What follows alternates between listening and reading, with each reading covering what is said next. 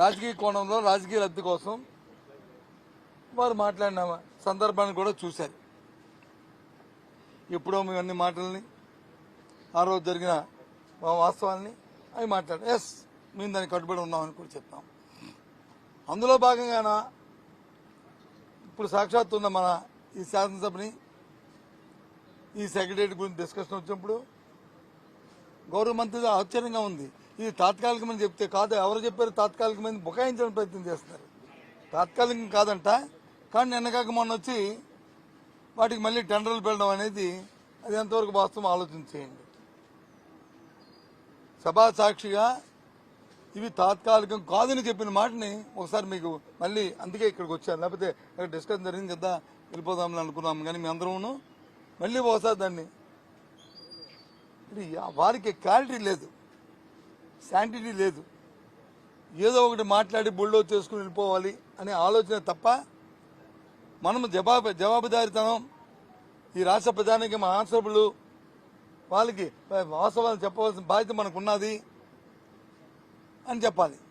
ఇక రెండో విషయానికి వస్తే సాక్షాత్తు ఈ రాష్ట్ర ముఖ్యమంత్రి, ఈ రోజున ముఖ్యమంత్రి గారు నారా చంద్రబాబు నాయుడు గారు వాళ్ళ పార్టీ తాలూకా ఫోరంలో ఏం మాట్లాడారో నిన్న మొన్న టీవీల్లోనూ పత్రికల్లో అన్నింటిలో వచ్చాయి. మరి సభలో మాట్లాడిన మంత్రులు వచ్చి నో అది కాదు, అది వాస్తవం అడిగాం. రాజ్యాంగబద్ధమైన వ్యక్తులు రాజ్యాంగబద్ధానికి రాగద్వేషాలకు అతీతంగా ప్రజాస్వామ్యబద్ధంగా ఆ భగవంతుని మీద ప్రమాణం చేసి ప్రమాణ స్వీకారం చేశాం. మనం సాక్షాత్తు ముఖ్యమంత్రి వ్యక్తే కాదు, ఒక అధికార పార్టీకే తెలుగుదేశం పార్టీకే పని చేయాలి అని ఆయన నోటి మాట చెప్పిన దాన్ని ఏంటిది అడిగితే అది కాదు, ఆయన మాటలు కాదు, ఒక్కిరికించారు. టీవీలో వచ్చినవన్నీ కూడా సోషల్ మీడియా వచ్చినవి కూడా అసత్యాలు అని చెప్పారు. అయితే దాన్ని రికార్డెడ్గా చెప్పండి, లేదు మీ పార్టీ తరఫున వివరణ ఇవ్వండి, మీ పార్టీ తరఫున వివరణ ఇవ్వండి, లేదా ముఖ్యమంత్రి గారి కార్యాలయాన్ని స్పందించమనండి అని అడిగాం. దానికి సమాధానం లేదు. చెప్పిన మాట చెప్తారు, అది చెప్పరు. మేము సూటిగా అడుగుతున్నాం. ఒక రాజ్యాంగబద్ధమైన ఉన్న వ్యక్తి, ఒక ముఖ్యమంత్రిగా ఎన్నికైన వ్యక్తి ఇలాంటి మాటల్ని, నాకు తెలుసు స్వాతంత్రం వచ్చిన తర్వాత ఈ భారతదేశంలో ఏ ముఖ్యమంత్రి కూడా ఎవరు కూడా ఇలాంటి మాటలు మాట్లాడలే. ఇది భావ్యం కాదు. ఎందుకంటే లబ్ధిదారుడు అనేవాడు ఏ పార్టీ వాడు ఉంటాడు. ఒక ఇల్లు కావాలంటే లబ్ధిదారుడికి, లేదు ఒక పెన్షన్ కావాలంటే, లేదు ఒక అమ్మఒడి కావాలంటే, ఒక రైతు భరోసా కావాలంటే లబ్ధిదారుడు ఏముంటాడు. అది తెలుగుదేశమా, వైసీపీయా, లేదు కూటమా అని చూస్తే ఇది ఎక్కడ న్యాయమైనది? అన్నం చెప్తారు, అక్కడ చెప్తారు, ఇక్కడికి వచ్చి కాదంటారు. అందుకని మళ్ళీ మేము ముందుకు వచ్చాం. ఎందుకంటే మధ్యలో కొంత ఇంటరప్షన్ వచ్చింది, కొంత లైవ్ టెలికాస్ట్ని టెక్నికల్ ప్రాబ్లంతో ఆగడం అనేది జరిగింది. కాబట్టి అందుకని మీ దగ్గరికి వచ్చి మళ్ళీ ఈ విషయాన్ని మాట్లాడడానికి ఇక్కడికి వచ్చాం. ఆ రోజు వాళ్ళు మాట్లాడుతున్న నేపథ్యంలో తాత్కాలిక భవనం 10,500 రూపాయలు ఈ భవనాన్ని కట్టారు. మరి ఇది ఎక్కడ మరి దుర్వినియోగం కాదా, ఇది ప్రజాధనం దుర్వినియోగం కాదని అడిగాం. అడిగితే వైజాగ్లో రుషికొండ గురించి ఎత్తారు. మా రుషికొండలో బాత్రూమ్లో 20 లక్షల రూపాయలు టబ్ వేశారు, 30 లక్షలతోనే వచ్చి కమ్మోడు కట్టారు. ఇవన్నీ అధికార దుర్వినియోగం, ఇది అవినీతి జరిగింది అందులో అని చెప్పారు. సూటిగా ఒకటే మాట్లాడాం. రుషికొండ కట్టడాల్లో కానీ అవినీతి జరిగితే, తప్పులు జరిగితే ఎందుకు ఆ కాంట్రాక్టర్ బిల్లు ఇచ్చారు, ఇవ్వాల్సిన సందర్భం ఏంటి అంటే మేము దానికి ఇవ్వలేదు, ఇంకో దానికి ఇచ్చామని చెప్పారు. సరే, ఇంకో దానికి ఇచ్చారు మీరు అంటున్నారు. నేనైతే దీనికి ఇచ్చారని అనుకుంటున్నాను. ఎందుకంటే నేను చూశాను ఆంధ్రపత్రికలో, అది ఆంధ్రజ్యోతిలో వచ్చింది కాబట్టి నేను చూసి నేను అంటున్నాను. కాదు, అవినీతి తప్పు జరిగింది, అవినీతి జరిగింది అంటున్నారు. ఎంక్వైరీ చేయండి, తప్పు జరిగితే ఎంక్వైరీ చేయండి. ఎవడైతే తప్పు చేశాడో, ఎవరైతే 10 లక్షల రూపాయలది 1 లక్ష రూపాయలు వచ్చి 30 లక్షలు కొన్నారో, ఎవరైతే అవినీతి చేశారో వాళ్ళ మీద శిక్షించండి, వాళ్ళు ప్రథమ పెట్టండి దోషులుగా. ఎవరు వద్దన్నారు? అడిగితే దానికి సమాధానం లేదు, దాన్ని దాటవేసే ధోరణి. ఈ రకంగా ఇవాళ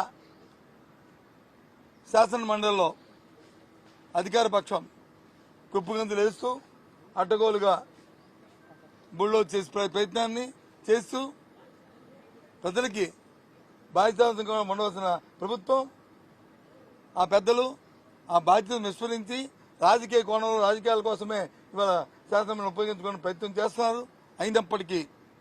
అయినప్పటికీ ఒక ప్రధాన ప్రతిపక్షంగా ఒక బాధ్యత ప్రతిపక్షంగా మా పార్టీ తీసుకున్న నిర్ణయాన్ని మా నాయకులు తీసుకున్న నిర్ణయాల్ని దానికోసం మేము అడుగుతూనే ఉంటాం, చేస్తూ ఉంటాం, ప్రజలకు వాస్తవాలు చెప్తూనే ఉంటాం, అక్కడ లోపల చెప్తుంటాం, మళ్ళీ బయటకు వచ్చి రోజు మీతోని వాస్తవాలు చెప్తాము, ప్రజలు ఈ విషయాలు తెలియజేస్తామనే విషయాన్ని మీ ద్వారా తెలియజేస్తున్నాను. మేము చెప్పాం కదండి, మా విధానం 3 రాజధానులు అవసరం చెప్పాను నేను ఆ రోజుకి. మళ్ళీ ఈ రోజు నువ్వు అడుగుతున్నావు కాబట్టి మా పార్టీ విధానాన్ని మేము డిస్కస్ చేసుకొని చెప్తాము. ఆ రోజుకి మాది 3 రాజధానులు మా విధానం. అప్పుడు ఆ రోజుకి నేను ఈ రోజుకి మళ్ళీ పార్టీ డిస్కస్ చేసుకొని చెప్తాను. మేము డిస్కస్ చేసి మేము చెప్తాము. ఆ రోజుకి మా విధానం ఇది. అందులో ఇక్కడ శాసన రాజధాని పెడదామని ఇక్కడ వచ్చి తయారు చేద్దామని అనుకున్నాం. ఈ రోజు మీరు అడిగారు కాబట్టి మళ్ళీ ఈ సమస్య మళ్ళీ ముందుకు వస్తే దాని మీద డిస్కస్ చేసుకొని మేము చెప్తాం. అదే చెప్పాను అందుకు వచ్చి చెప్పాను. నేను ఆ రోజు కూడా 1,19,000 కోట్ల రూపాయలతో వచ్చి ఈ అమరావతి డెవలప్మెంట్ ప్లాన్ పెట్టారు. రోడ్లకి, సచివాలయానికి, అలాగే హైకోర్టుకి, అలాగే శాసనసభకి పెట్టారు. పెట్టి ఆ రోజుకి ప్రభుత్వం నేను ఛార్జ్ మున్సిపల్ అడ్మినిస్ట్రేషన్ మినిస్టర్గా సిఆర్డీ నేను ఛార్జ్ తీసుకున్నప్పటికీ 6,000 కోట్లు మాత్రమే ఖర్చు పెట్టారు. ఆ 6,000 కోట్లలో కూడా 2,000 కోట్లు వచ్చి బాండ్స్ రూపేనా, 2,000 కోట్లు వచ్చి స్టేట్ బడ్జెట్లోను, ఇంకో 2,000 కోట్లు వచ్చి బకాయిలు. అంతే ఆ రోజుకి ఆయన ఖర్చు. అది చూసాం. 1,19,000 కోట్లు ఈ 3 సంవత్సరాలు 6,000 కోట్లు ఖర్చు పెడితే ఇదంతా ఖర్చు అవ్వాలండి, ఇదంతా కట్టాలంటే ఇంకొక 5-6 సంవత్సరాలు పడుతుంది. అంటే దీనికి 3 లక్షలు 4 లక్షల కోట్లు కావాలి. మనకు అంత ఆర్థిక స్తోమత ఉందా మన ప్రభుత్వానికి అనేది ఆలోచన చేసుకొని డిస్కస్ చేసుకున్నప్పటికీ ఒక 6 నెలలు 8 నెలలు అయింది. అప్పుడు వచ్చి వాళ్ళు ఏదో చూడడానికి ఇటు వస్తా అన్నారు. వాళ్ళు వస్తాను చూసుకొని నాతో ఎవరో మీలాంటి పత్రికా సోదరుడు అడిగారు నాకు ప్రెస్ కాన్ఫరెన్స్ లో, ఏం చూస్తారా ఇక్కడ ఏముందయ్యా చూడడానికి, వాళ్ళు ప్రభుత్వం 6,000 కోట్లు కూడా కనీసం ఖర్చు పెట్టి 1,19,000కి కనీసం ఒక 20,000 కూడా ఖర్చు పెట్టలేండి, 6,000 ఖర్చు పెట్టిన దానికి ఏం చూస్తుంది, ఇది మా సైడ్ ఉన్న నాన్ లాగా సామెతలాగా ఏముంది వల్లగా శ్మశానం లాగా ఉంది, ఇక్కడ ఏం చూస్తారా వీళ్ళు వచ్చేది అని చెప్పాను. ఆ రోజు నేను అనలేదే, సందర్భాన్ని బట్టి ఆ మాట అన్నాను తప్ప నేను మొత్తాన్ని నేను శ్మశానం అనే ఉద్దేశం నాది కాదు. ఆ రోజు చెప్పాను, ఈ రోజు చెప్తాను, రేపు అది చెప్తాను. నా ఉద్దేశం అది కాదు, ఆ సందర్భం అది. అదే మళ్ళీ చెప్పాను.